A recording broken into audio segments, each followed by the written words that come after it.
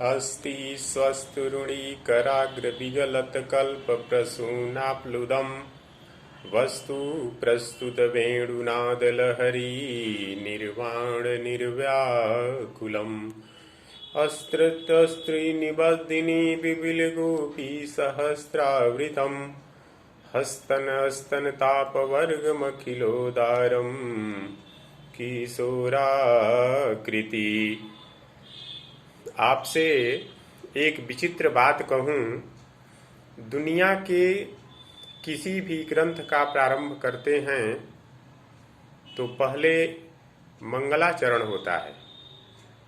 ग्रंथ के प्रारंभ में मंगलाचरण में किसी देव विशेष की स्तुति की जाती है। कहीं राम की स्तुति, कहीं गोविंद की स्तुति, कहीं माँ दुर्गा की स्तुति। विश्व का पहला ऐसा विचित्र ग्रंथ है श्रीमद्भागवत, जिसके शुभारंभ में किसी देव विशेष की स्तुति नहीं की गई है। महर्षि वेद व्यास ने भागवत के प्रारंभ में मंगलाचरण में किसी देव विशेष का नाम लेकर स्तुति नहीं की है।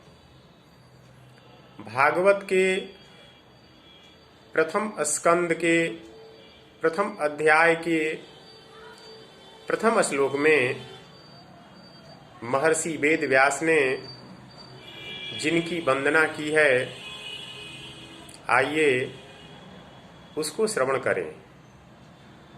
यन्मादस्य यतुन्मयादितरत स्वचार्थेष्वभिज्ञः स्वराट् तेन ब्रह्महदाय आदिकवये मुह्यन्ति यत् सूर्यः तेजो वारिमृदं यथा विन्मयो यत्र त्रिसर्गो मृषा धाम्ना स्वेन सदा निरस्तकुहकम् सत्यम परम धीमहि।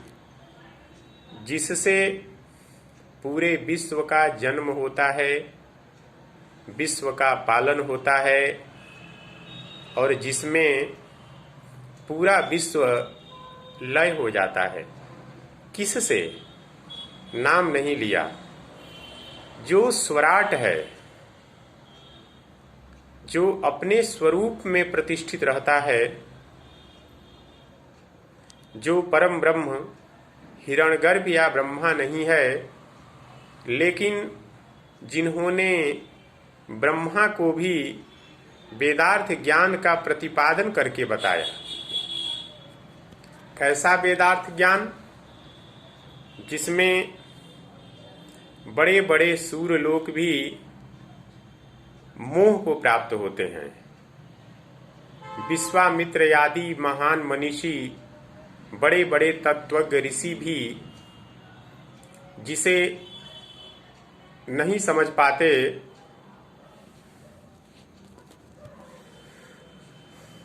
उस वेदार्थ ज्ञान का प्रतिपादन करके जिसने बताया।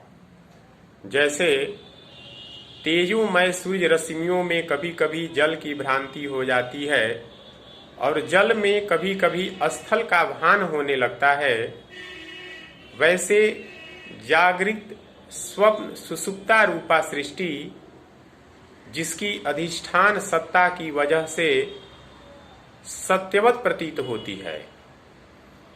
सत्य है नहीं, पर सत्य जैसी लगती है।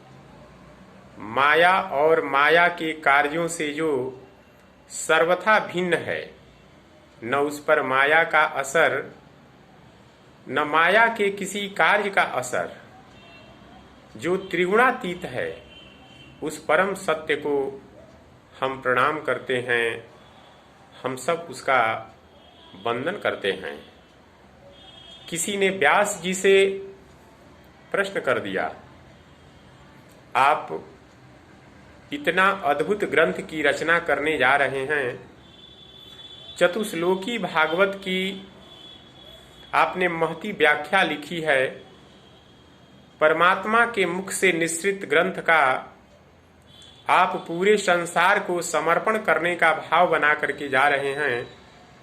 इस ग्रंथ में आपने किसी देव की स्तुति नहीं गाई।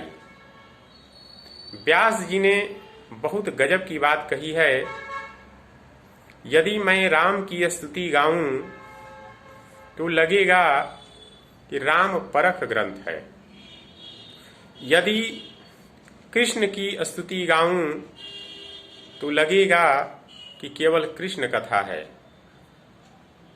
यदि दुर्गा जी की स्तुति गाऊं तो मुझे लगेगा दुर्गा कृष्ण और राम में अंतर है, शिव जी की स्तुति गाऊं तो भैरव जी बोलेंगे कि मेरा क्यों नहीं। इंद्र हैं, वरुण हैं, सूर्य हैं, चंद्र हैं, एक एक मंत्र स्तुति में सबकी होनी चाहिए। स्तुति प्रसंग इस प्रकार से मैं गाऊंगा तो स्तुति प्रसंग थोड़ा लंबा हो जाएगा। तो मुझे लगता है कि ज्यादा स्तुतियों में चला गया समय तो कहीं ऐसा न हो कि मैं जो कहना चाहता हूं उसको कहने का समय ही न रहे। मैं केवल सत्य की वंदना करके ये बताने का प्रयास किया है कि सत्य ही नारायण हैं, सत्य ही राम हैं, सत्य ही जगदम्बा भवानी हैं, सत्य ही भगवान शिव हैं, सत्य ही धर्म है, ऐसा मैं मानता हूं। इसके माध्यम से मैं ये भी बताना चाहता हूं कि भागवत के प्रथम श्लोक में मंगलाचरण करके चींटी से लेकर हाथी तक सबकी वंदना कर ली, क्योंकि सत्य में सब प्रतिष्ठित हैं। यदि समय मिले तो एक बार, 2 बार, 4 बार मंदिर जरूर जाना चाहिए। मंदिर जाना तो हमारा परम धर्म है, लेकिन मंदिर जाना हमारा सार्थक तभी है जब हम सत्य को जीवन का आभूषण बनाएं, अपने जीवन का श्रृंगार सत्य से करें। सत्य ही नारायण हैं, सत्य ही माँ भगवती हैं, सत्य ही राम हैं, सत्य ही धर्म हैं और सत्य ही समस्त देव हैं। गोस्वामी तुलसीदास जी ने भी मानस में लिखा है कि धर्म न दूसर सत्य समाना, आगम निगम पुराण बखाना। धर्म ही सत्य है, ये मैं नहीं कहा, आगम निगम पुराणों ने इनका बखान किया है। इसीलिए आप ये नहीं बोल सकते हैं कि किसी देव को छोड़ा है। परहित सरसी धर्म नहीं भाई, पर पीड़ा सम नहीं अधमाई, परहित बस जिनके मन माही, तिन दुर्लभ नहीं कुछ जग माही। किसी ने प्रश्न किया, आपने सत्य को धर्म बताया, मुझे बड़ी प्रसन्नता है। अब ये बताइए गुरुजी कि परम धर्म क्या है। परम धर्म की व्याख्या कर रहे हैं, धर्म प्रोसित कैतपुत्र परमो निर्मत्सराणां सतां, वैद्यं वास्तवमत्र वस्तु शिवदं तापत्रयोन्मूलनम्। श्रीमद्भागवते महामुनिकृते किं वा परैरीश्वर, सद्य हृदयवरुद्य तत्र कृतिभिः शुश्रूषुभित तत्क्षणात्। व्यास जी ने बड़े सुंदर भाव से कहा, भैया सत्य है धर्म, और परम धर्म है गोविंद कथा, भागवत कथा। निष्कपटी जो ऋषि हैं, निष्कामी जो संत हैं, निर्लोभी जो महापुरुष हैं, उनके द्वारा जानने योग्य परम धर्म है भागवत कथा, कृष्ण कथा। किसी ने पूछा, कैसी है भागवत कथा? शिवदम शिवम कल्याणम ददाति इति शिवदम। भागवत की कथा मानव का कल्याण करती है और ताप त्रयोन्मूलनम, तीनों प्रकार के तापों का उन्मूलन करती है। संसार के तापों को नष्ट करती है, त्रिताप को भी मिटाती है। यदि नियम से हम भागवत कथा श्रवण कर रहे हैं तो इससे बड़ा बड़भागी कौन होगा। जिस समय कथा श्रवण करने की इच्छा मन में हुई, उसी समय गोविंद हृदय में अवरुद्ध हो जाते हैं, ऐसा व्यास जी बता रहे हैं। भागवत का एक शब्द भी कान में सुनाई पड़ जाए तो हृदय में पावित्र प्रवेश कर जाता है। 7 दिन श्रवण कर लें, इससे बड़ा सद्भाग्य और क्या हो सकता है। किसी ने पूछा, भागवत का प्रागट्य कैसे हुआ? प्रथम स्कंद के प्रथम अध्याय के 3 स्कंद में महर्षि वेद व्यास जी बता रहे हैं, निगम कल्पतरोर्गलितं फलम सुखमुखादयमृत द्रव संयुतम पिबत भागवतं रसमालयम मुहुरहो रसिका भुवि भावुका। निगम कहते हैं वेद को। निगम रूपी जो कल्प वृक्ष है, वेद रूपी जो कल्प वृक्ष है, उसका पका हुआ फल ही श्रीमद् भागवत है। महाराज, वेद रूपी कल्प वृक्ष तो बहुत ऊंचा है, हम लोगों को सुलभ कैसे हो गया? भगवान सुखदेव का मुख लग जाने से हम लोगों को सुलभ हो गया। सुख माने तोता। तोता जिसमें मुख लगा दे तो वो फल खट्टा नहीं होता। या तो ये समझिए कि तोता का मुख लग जाने से मीठा हो गया, या तो तोता उसी में मुख लगाता है जो फल मीठा होता है। सुखदेव स्वामी के मुख लग जाने से हमको प्राप्त हुआ। अरे महाराज, बड़ी खुशी की ये बात है।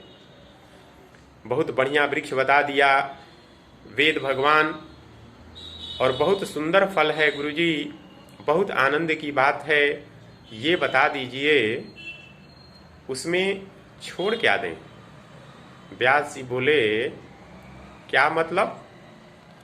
अरे महाराज, आपने फल बता दिया, फल में छिलका भी होता है, गुठली होता है। कोई जानकार आदमी गुठली छिलका खाता ही नहीं है। भागवत को आपने फल बता दिया तो हम खाने जा रहे हैं। आप ये बता दें कि इसमें छिलका क्या है, गुठली क्या है, हम पहले ही निकाल कर अलग कर दें। व्यास जी बोले, नहीं नहीं, ये बात तो कहना ही नहीं है। इसमें छिलका होता ही नहीं है, गुठली होता ही नहीं है, इसमें अमृत भरा है। इस फल में केवल अमरत्व भरा है, ये अमर बनाता है। इसमें केवल अमृत भरा है महाराज। कैसा अमृत? अमृत का रूप कैसा है? इसमें मोक्ष रूपी अमृत भरा है। तो महाराज, हम लोग क्या करें? व्यास जी बोले, पिबत भागवतम रसमालयम मुहुरहो रसिका भुवि भावुका। अरे भाई, इस भागवत रूपी रस को पियो, पीते ही चलो। कब तक नहीं मिलेगी मुक्ति? यानी पीते पीते हमारी मृत्यु हो जाए, फिर जन्म हो तो फिर पिए, जब तक कि मुक्त न हो जाए। गोस्वामी तुलसीदास जी कथा के बारे में कह रहे हैं, रामचरित जो सुनत अघाही, रस विशेष जाना तीन नाही। परमात्मा की कथा को सुनकर ये बोलें कि बस बस बस, अब बहुत सुन लिया, वो कथा के तत्व को समझा ही नहीं। जय श्री कृष्ण, जय श्री राधे, श्री राधे राधे।